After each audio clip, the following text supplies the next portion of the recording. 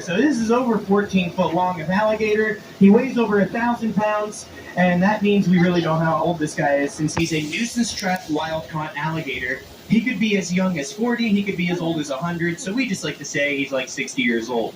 Now the reason why we don't know his age, being wild-caught, we get a lot of alligators as part of the nuisance alligator program. Once a person is fed an alligator here in Florida, they learn the bad behavior of going up to people and begging for food. Once they learn to beg for food is when they can become very dangerous because they've lost their natural fear of human beings. So what the state does to keep us safe is they send a trapper to go capture that alligator. But what the state doesn't do is pay the trapper any money to do their job. So unfortunately, most of those guys are forced to kill these animals so that they can at least sell the meat and leather and make some type of money doing their job. But what we like to do here at Wild Florida is ask to buy the meat and leather and have it delivered alive so we can give these guys a second chance at their life. And that is why we have so many alligators in this pond behind us. But Crusher here, this was no neighborhood alligator that somebody was feeding. He got into trouble all by himself. You see, Crusher grew up on a cattle ranch. You know what he was doing already, right? He found a nice cooling pond, which is just a really shallow pond about this size. And that's where the cows not just take a drink, but mostly in the hot days, they go and they lay in the water and really cool off. And this guy living in a cooling pond had to wait for the cows to get hot. They come lay in the water, and then he got to hand select his very own grade A USDA beef of his own choice. And this is something that they noticed was just disappearing a calf or two every single year. And eventually he ended up getting caught in the act, taking a bite out of this farmer's profits. So the farmer called a trapper, the trapper caught the alligator, and after landing him, he thought, this is just too big and beautiful of an animal to kill for doing something it was already naturally supposed to do.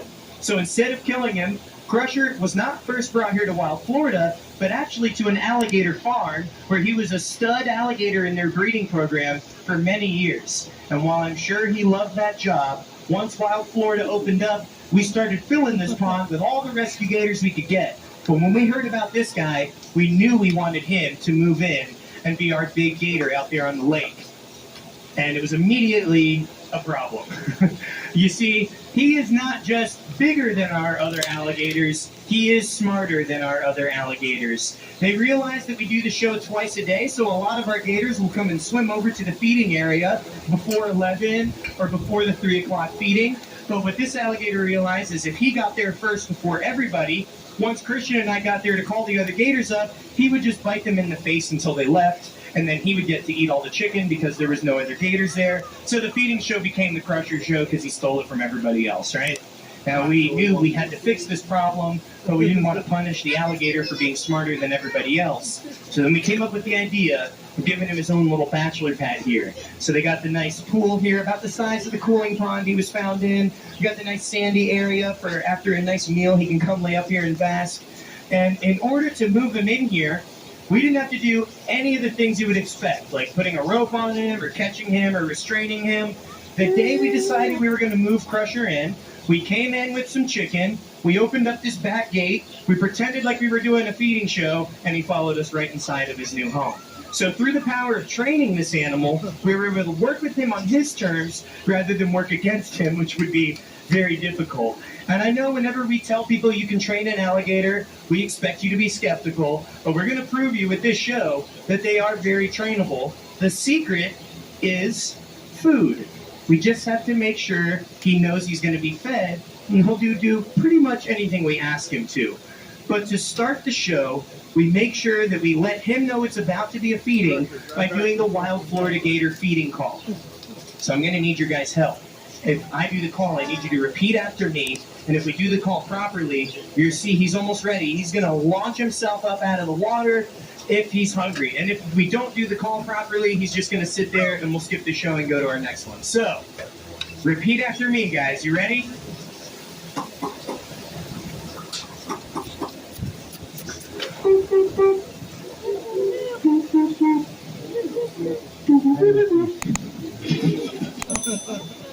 I lied. None of that works.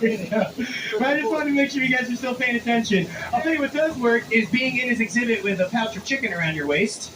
So you can see Christian is actually going to use that first call. You can do that with any of our gators out there on the lake, and they will swim up to you. And Christian is going to stick to a 3-command routine. So repetitiveness is key here. We're going to use the here command. That's where we point or splash the water, and we use that sound. We go here and use Crusher's name. The second command is very simple. We just say up and move our hand like this and ask him to open his mouth. And then the third important command is hold. That means Crusher knows he's going to be fed. He just has to wait until we place the food directly onto his mouth, like that. And look at that. Beautiful job by Crusher there, going right for the chicken drumstick. And Christian, get in the water. Hype him up, man. Get in there. Nobody thought that was cool, guys? How about Christian getting in the water? Yeah! I know, whatever.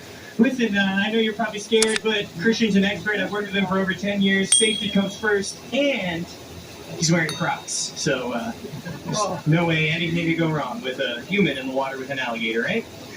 So again, we're going to stick to the 3-command routine. Since alligators are very simple-minded, their intelligence is brought out by picking up on patterns. So while they don't do good with complex problem solving, it's very easy for them to figure out, oh, I swim, I open my mouth, I get fed. Every time that I lunge at him, they don't give me food. Every time I sit and wait, I get food. So this doesn't tame him. We're not going to sit here and lie to you and tell you this is a tame alligator, but he is very well conditioned and trained. So you can get him to come over and sit still to the point where, look at Christian putting his leg right there. He is touching all the integumentary sensory organs on the bottom jaw with his leg, and now using his left hand to reach down the back of the skull plate. Show him the ears, Christian. That is an alligator's ear flap. They can protect their ears so they can hear above or underwater. And the eyes, show them the eyes, Christian. Look at that reflex. Their eye gets drawn down into their skull. Christian, show them the nostrils. You can get in there and pick a booger. You can eat them. They taste just like ours. You're not going to do that part? All right, Christian won't do that part. But we can also reach in there and touch the teeth. Right, Christian? He loves this part. So take a look. It's like watching somebody touch the tripwire on a bomb. Now, I know it's going to your head already. Why would you do this? Well, the reason why we do it is so that if Crusher ever has a cut or a wound anywhere on his face, we'd be able to treat him without catching him or restraining him. He just thinks he's doing another show. I'll swim over, and then we'd be able to treat the wound on his ear or his eye or his nostril.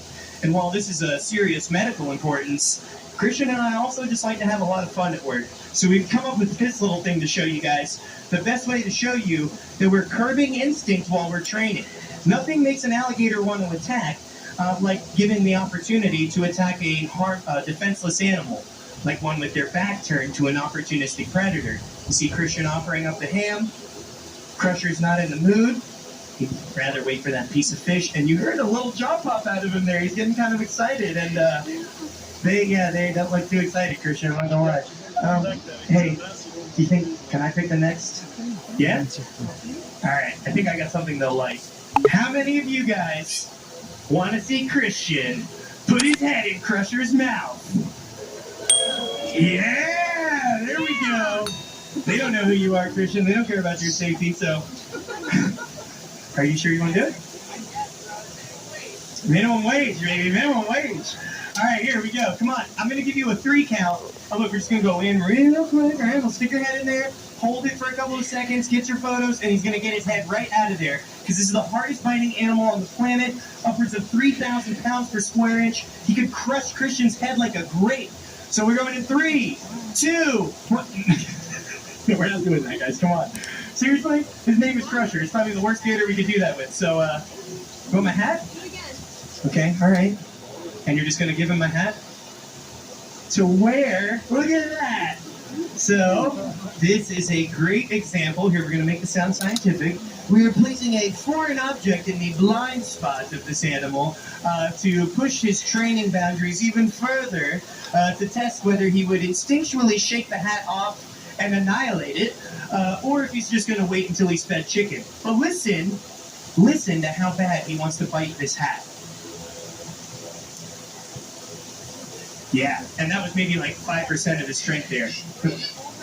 I do want to get in the pool. This is very hot. So I'll tell you what we'll show you is the next medically significant training that we do with him This is a two-part deal here, all right? So whenever you have something wrong with your alligator and you need veterinary attention, it's not like we pack them up into the cargo carrier and take them to the vet's office, right? We give them as many things as we can, like a stool sample, and most importantly, we give them a blood sample, right? How do you get blood from an alligator, right? The best way is, of course, to draw it with a needle, and you do that through the tail there. The tail is full of veins and blood vessels and has a lot of good flow back there. But the first thing we had to condition him is to allow something to stand in his blind spot back here. So anything in the blind spot, they're going to want to turn and attack. But not only that, but if you're going to do a blood draw and you're going to do it from the tail, we had to get him comfortable with us grabbing the tail. So, I'm going to grab the tail? All right. I'm going to reach out and grab the tail here. And you see he's not moving. Now, an alligator can turn and bite the end of their own tail, so it's not like I'm in a safe spot here. And the next step is I'm actually going to curve the tail. I'll show you guys first. And you see these hard and protective scales reveal these smaller, weaker ones. We'd be able to prick them with a needle right there. And you see I try to use my fingernail there to be annoying, since the needle's going to feel way worse than my fingernail. But again, look at that, guys. You see you turn them, you get those softer scales, and you see I'm pinching him. He is reacting right there. He's tensing up. But no movement, because he knows those guys are annoying, but they don't actually hurt me. So this makes it a stress-free interaction for all of our vet checkups on Crusher's side. And we don't really care how stressed out the veterinarian is. It's part of their job, right? So, all right, Christian, he did too well, so I think we take this to the next level. I'm going to stay back here in the blind spot, and since he can't see me, I'm going to act like food. And what sounds tastier to an alligator than a drowning animal? So I'm going to act like a drowning animal back here, and if Crusher listens to his instinct, he's going to spin around and bite. And you guys get an awesome video, right? And if he listens to his training, he's just... I'm ready to run just in case, but we're ready. Okay. Here's my best drowning animal impression. Crusher, help, the water's too deep! It's not working, I gotta switch it up. Help, Crusher, I'm falling and I can't get up! I can't reach my life alert! This isn't working. I don't think he doesn't want to attack the drowning animal. He just wants the chicken, and to be fair, to catch me, he'd have to drag me underwater, drown me, rip me in pieces, and eat me, versus Christian putting the food in his mouth. It's like making dinner versus being served, and I think we all know we'd rather be served, right? So I'm going to get out of here so Christian can try and make Crusher exercise for his last piece or two there. And the way that we do that is by getting Crusher to do that hunting behavior, that spin. So an alligator will wait for something to take a drink from the water's edge, and then they will attack from the left or from the right. That left and right motion is the fastest that an alligator can move, left and right. Is it? One piece left. All right, cool. So with our last piece, Christian likes to show off his bond he has here with Crusher. And what better way to show off his bond with his alligator than to give him a kiss? I know, it sounds crazy, but we're actually doing this one, so you guys get your cameras ready for the kiss of death. Death, death, death, death, death, death, death.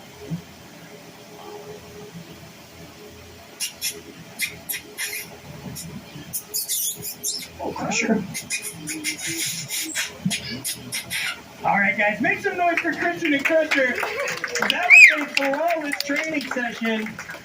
Nobody got bit, so I hope it wasn't too boring. Now, I know this is crazy and it looks like a lot of fun. It is, we won't lie to you guys, but remember, don't do this at home. If you feed a wild alligator, you could end up getting chased or getting somebody else chased. And just to make sure you guys know what to do, what do you do if you're chased by an alligator? Don't play dead. Run. And do not run zigzags. Guys, I grew up in Florida, so did Christian. Unfortunately, they teach kids in kindergarten to run in a zigzag to escape from an alligator. You'll know exactly what I'm talking about, right? Turns out it's an old wives' tale. It was made up about 100 years ago by some old wife who wanted her husband killed and eaten by an alligator. They attack left and right, so if you run in a left and right, you are helping the alligator kill you. So remember that they don't run very far on land, so you just got to go straight line for about 10 feet, and you'll be safe. And if you don't think you can run a distance of 10 feet, I don't know. Trick somebody. Come up with something. That's on you. We'll see you guys around. Our last show of the day is right across the walkway. Take care, everybody. Thank you so much. Thank you, Crusher.